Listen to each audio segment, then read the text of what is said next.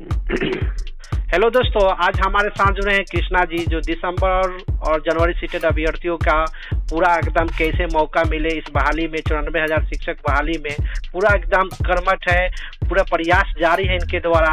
आज उनसे आप इंटरव्यू ले रहे हैं, आप लोग सुनिए क्या क्या कहते हैं। कृष्णा जी, सबसे पहला सवाल है आपका। हेलो जी जी, बोला जाए लखिंदर जी, बोला जाए। सर, आप अपने द्वारा सर कैसे क्या कर रहे हैं सर, इसके बारे में बताइए कुछ।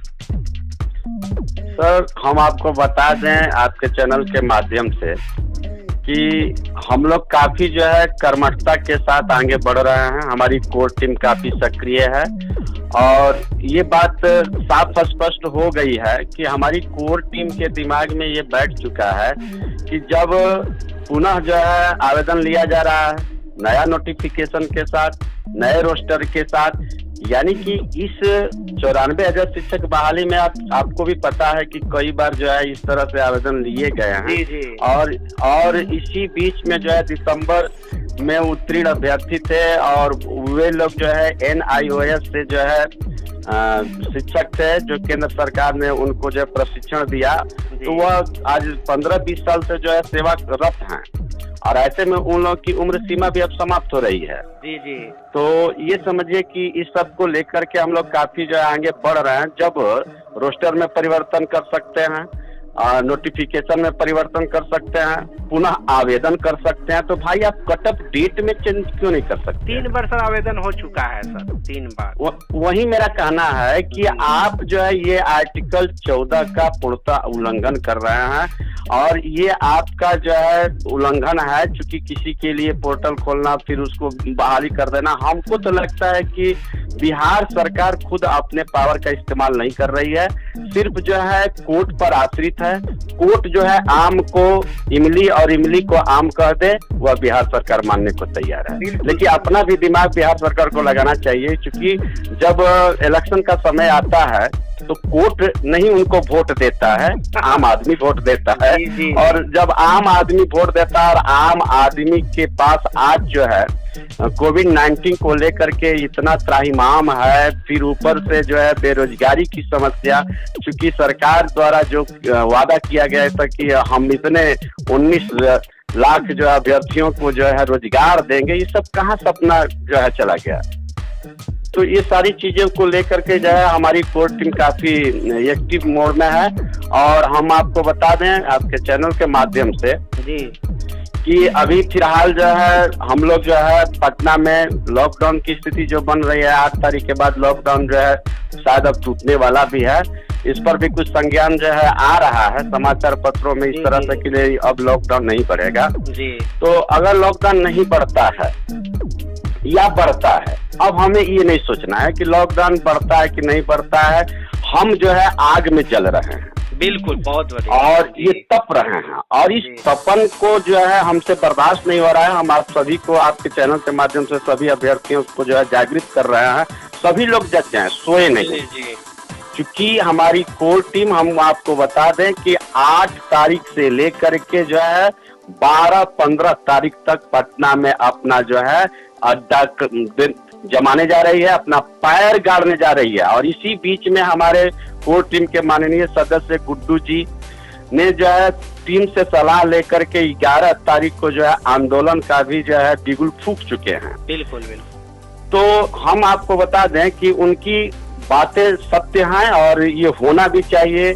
हमको जो है न्यायालय से, अपने बल से, संख्या बल दिखाकर, मीडिया में अपनी पहचान बनाकर, चाहे जैसे भी हो, हमको इसी 6ठे चरण के नियोजन में आवेदन करना है। चाहे इसके लिए हमें जेल जाना हो, चाहे जेल भरो आंदोलन करना हो या आत्महत्या कर देना हो, हम मानने वाले नहीं है सर। जी जी। कि सर 7वां चरण के सर कब आएगा कोई ठीक नहीं है सर, क्योंकि यही चरण सर 10 साल लगा दिया। तो देखिए लखिंदर जी, 7वें चरण की जिस प्रकार से सरकार बात कर रही है, ये लॉलीपॉप है। बिल्कुल बिल्कुल सर। और आम अभ्यर्थी समझ सकता है, 2-3 ऐसे कारण हैं। मान लीजिए जो भी हो, सरकार के पास सरकार है तो उसके पास बहुत सारे नियम होंगे, लेकिन हम ये स्पष्ट कर देना चाहते हैं कि सरकार 7वें चरण को हमको लेने की जो बात करती है, दिसंबर जनवरी को लेने की बात करती है, ऐसे में बताइए कि आप समझते हैं कि बिहार सरकार किसी भी शिक्षक बहाली को लेने के लिए अपने यहाँ टेट बीटेट कराती है, इसके बाद प्राथमिकता सीटेट को देती है। बिल्कुल। अगर वह टेट नहीं कराई, बीटेट नहीं कराई, तो फिर आपको कैसे कहते हैं कि हम 7वें चरण में आपको लेंगे। लेकिन अगर विशेष उसके पास अधिकार है तो लेकिन हम 7वें चरण का इंतजार नहीं करेंगे, हमें 6ठे चरण का ही इंतजार है और 6ठे चरण में आवेदन करेंगे। इसके लिए हमारे पास बहुत सारी योजनाएं बन रही हैं। हम आपको बता दें लखिंदर जी, अभ्यर्थियों को भी बता दें कि आप, जैसा कि सभी लोग को पता भी है कि हमारी दो केसें जो है सेकेंड बेंच में जो है एलपीए की लंबित हैं और उस केसों को जो है हम लोग लेकर के आगे बढ़ रहे हैं, क्योंकि अब समय आ गया उस केस की सुनवाई करवाने का। अब तक तो हम लोग जो खेल देख रहे थे या स्टे लगा हुआ था ब्लाइंड केस से, थोड़ा ध्यान हम लोगों का उस पर कम था। लेकिन अब हम अभ्यर्थियों को कहेंगे कि आप सभी लोग आप आगे आएं और उस केस को जो है हम लोग आगे बढ़ाएं, उसमें आईए फाइल करवाएं, अर्जेंट मेंशनिंग करवाएं। अगर अभ्यर्थियों का सहयोग हुआ तो इसी महीने में समझ लीजिए कि लास्ट जून जाते जाते जो है हम उस केस की सुनवाई करवा देंगे। जी। और उस केस में अब इतना दम हो गया है लखिंदर जी कि ये लगना ही लगना है। जी, उसे प्लस पॉइंट कैगो मिल चुका है सर। हाँ, चूंकि पहले जो हमको जिस तरह से आउट किया गया है ये तो साफ स्पष्ट होने लगा, अभी भी स्पष्ट हो रहा है कि बताइए दिसंबर के साथ जो है एकदम अन्याय किया जा रहा है। और हम तो अब जुड़वा हो चुके हैं ना। हाँ, हमारे हाँ। पास हम अकेले नहीं रह गए हैं। जी। हमारे पास तो अब बाहुबल के रूप में जो है हमारे भाई छोटे लोग भी आ गए हैं और जनवरी सीटेट, और इनकी संख्या बल के आधार पर हम लोग बहाली में जो है आवेदन अवश्य करेंगे। नहीं करेंगे तो छीनेंगे, चाहे जैसे भी हो, न्यायालय जा करके हो या आंदोलन करके हो या जेल भर के हो, लेकिन निश्चित तौर पर हम लोग आवेदन करेंगे। इतना कोर टीम हमारी ठान चुकी है। जी। सर, क्या इसे मतलब कोई अभी इस बहाली पर कोई वादा है कि पूरी तरह से समाप्त हो गया है? अभी भी इसका कोई खतरा मंडरा रहा है कि बहाली कभी भी स्टॉप हो सकती है, स्टे लग सकती है? देखिए लखिंदर जी, जैसा कि आम अभ्यर्थियों को लग रहा है कि ये बहाली अब पूर्ण हो जाएगी, अब किसी तरह का कोई दिक्कत नहीं है। लेकिन देखिए, दिक्कत सच में नहीं है, लेकिन दिक्कत में सरकार खुद, विभाग खुद डालता है कि विभाग की मंशा ठीक नहीं है। अभी भी मैं कहता हूं कि विभाग की मंशा ठीक नहीं है, लेकिन आप रोस्टर को आने दीजिए और वेट कीजिए, देखिए क्या होता है। वहां होगा क्या कि जिन अभ्यर्थियों का जो है सीट कटेगी, आखिर ब्लाइंड को आप 4% आरक्षण कहाँ से देंगे, कहाँ से सीटें काटेंगे? जिन अभ्यर्थियों की सीट कटेगी, और उन अभ्यर्थियों से भी हम कहते हैं कि आपको कुछ ऐसे भी नेता हैं, साफ स्पष्ट शब्दों में हम कहना चाहें तो जुलाई में कुछ ऐसे नेता हैं कि उन अभ्यर्थियों का अगर सीट भी कटता है तो वो लोग उसको दबाने का काम करेंगे, कहेंगे चुप रहो, तुम्हारी सीट कट, हाँ तुम्हारी सीट कट रही है, तुम 18 जगह आवेदन किया और तुम किसी जगह हो जाओगे। लेकिन वे कभी नहीं होंगे। उनको भी मैं अवगत करा दूं कि भाई अगर आपका सीट कटेगा तो आप न्यायालय की ओर उन्मुख हो जाइए, बिल्कुल, क्योंकि जब तक आप न्यायालय नहीं जाइएगा आपका अधिकार छीन लिया जाएगा। और कुछ निश्चित है सर, और कुछ लोग बहाली, आप कुछ लोग जो तो सोच रहे हैं कि किसी तरह हमारी बहाली हो जाए, उसमें भी हम बता दें कि सभी लोग की बहाल नहीं होंगे। बहुत सारी सीटें बच जाएंगी। यहाँ 10-20 हजार 30-40 हजार अगर सरकार कर लेगी, या बाकी की सीटें वैसे शेष रह जाएंगी। अब फिर हमारे साथ आज जो हमारे दुश्मन बने हुए हैं, फिर हमारा कंधे से कंधा मिला करके आगे बढ़ने के लिए तैयार हो जाएंगे। तो हम ये कहेंगे कि जो समय आया हुआ है आप सब लोग जग जाएं, जिनकी सीटें कटेंगी वो अपना न्यायालय की ओर उन्मुख करें। और हमको जो अधिकार नहीं मिल रहा हम भी नहीं छोड़ने वाले हैं। हम चूंकि जो है हमारे 2 केसें जो है हाई कोर्ट में लंबित है, उन केसों को हम जो है मजबूती से लड़ेंगे और स्टे लगा करके रहेंगे, ये तो मेरा वादा है। लेकिन इसमें सहयोग जब तक से अभ्यर्थी नहीं करते हैं तब तक जो है बहुत मुश्किल काम है। इसके प्रति जो है जिस तरह से वकील से वार्ता हुई है, हम अभ्यर्थियों को जो है ये ऑडियो भी सुनाते हैं कि देखिए किस तरह से जो है हमारा वकील कह रहा है कि भाई आप आइए फाइल करवाइए, अर्जेंट मेंशनिंग करवाइए। अगर आप नहीं करवाते तो फिर केस की सुनवाई आप जल्द कैसे करवा सकते हैं?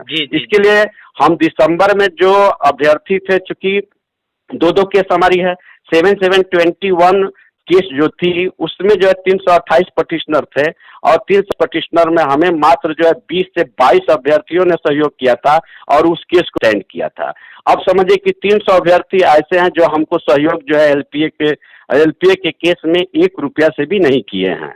ये अफसोस की बात होगी कि इतनी भारी संख्या होते हुए भी आज हम तड़प रहे हैं कि अपने केस का आइए कैसे फाइल करवाएं और कैसे मेंशन करवाएं।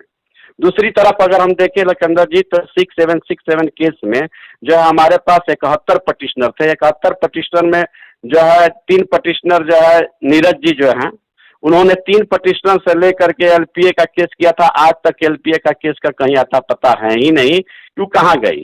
बाकी के 68 पटिशनर को जो है हमने जो है एलपीए केस में पटिशनर बनाया। उसमें से भी बहुत सारे अभ्यर्थी जानते हैं कि उसमें से हमको जो 27-28 लोग ही जो है सहयोग किए थे और उन्हीं के पैसा से हमने एलपीए का केस वहां भी स्टैंड किया।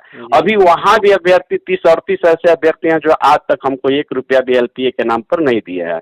आखिर सोचना होगा साथियों कि अगर आप लोग अगर रेडी नहीं होते हैं तो फिर ये सारी केसें हम कैसे चला पाएंगे। जी जी, ये परिस्थिति है हमारे पास। और ये समझ लीजिए घर में सोने से नहीं होगा, थोड़ा सा जागृत होइए, सहयोग कीजिए, हम लोग आगे बढ़ करके जो है उस केस को मेंशन करवाएं और जितना जल्द से जल्द हो सके स्टे लगवा दें। क्योंकि सेकेंड बेंच में उम्मीद बहुत किया जा सकता है।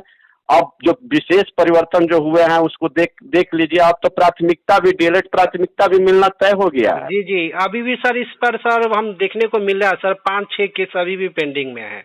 हाँ, तो डीएलएड प्राथमिकता की अगर हम बात करें लखनदर जी तो जिस तरह से डीएलएड प्राथमिकता मिला जो है यहाँ आया और वहाँ देखिए कि जो कहा गया है कि जो बीच बहाली में खेल अगर हो रहा तो उसमें आप नियम नहीं बदल सकते हैं। तो बीच बहाली में किसी भी क्राइटेरिया में परिवर्तन नहीं किया जा सकता है। तो जब नहीं किया जा सकता है तो फिर ये जो है दिव्यांग अभ्यर्थियों के लिए जो आवेदन पुनः कराए जा रहे हैं, क्या यहाँ क्राइटेरिया में परिवर्तन नहीं है? अवश्य है। तो आप जिस आधार पर जो है डीएलएड प्राथमिकता को हटाया उसी बात को फिर यहाँ लाया, तो फिर देख लीजिए 15 जुलाई को जो है वह केस लिस्टेड है। उस केस से अगर देख लीजिए कि ऐसा उम्मीद किया जा रहा है कि फिर डीएलएड प्राथमिकता बरकरार हो जाएगी, फिर स्टे लग सकता है। तो इस तरह से हम अपने तरफ से जो है तमाम अभ्यर्थियों को, बिहार प्रदेश के तमाम अभ्यर्थियों को हम कहेंगे कि जागो और जग करके जो है अपने बाहुबल का इस्तेमाल करते हुए, ज्ञान का इस्तेमाल करते हुए हम न्यायालय आंदोलन और अपने बल पर जो है सब कुछ करेंगे और आवश्यकता पड़ी तो हम आवेदन भी करेंगे। जब हम एक रहेंगे, एकजुट रहेंगे तो निश्चित तौर पर हम लोग का आवेदन इसी छठे चरण में। हाँ सर, बहुत बहुत धन्यवाद सर कीमती समय देने के लिए सर। जी भी भी धन्यवाद लखनदर जी। और आपके साथ जो है हम तमाम बिहार प्रदेश के दिसंबर जनवरी सीटेट अभ्यर्थियों को भी धन्यवाद देते हैं, उनका आभार है। बहुत